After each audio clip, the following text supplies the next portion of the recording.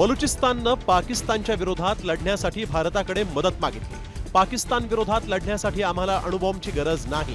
भारतानं केवळ 1971 साली पाककडून घेतलेल्या 93,000 बंदुका 10-10 गोळ्यांसह द्याव्या, त्यानंच आम्ही पाकिस्तानला अद्दल घडवू असं बलुचिस्तान लिबरेशन फ्रंटचे कमांडर डॉक्टर अल्लाह निझार यांनी म्हटलंय। पाकिस्तानी सैन्यानं बलुचिस्तानवर बेकायदा कब्जा करून अत्याचार केले, त्यामुळे त्यांना पाकिस्तान विरुद्ध लढा द्यायचा आहे असंही त्यांनी म्हटलंय।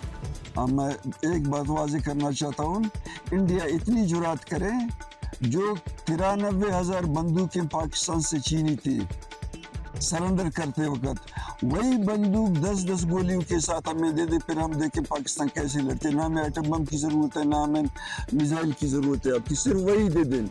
बलुचिस्तान लिबरेशन फ्रंटनं भारतासह इराण आणि अफगाणिस्तानच्या एका गटालाही मदतीसाठी साथ घातली आहे, त्यामुळे पाकिस्तानची डोकेदुखी आणखीनच वाढणार आहे।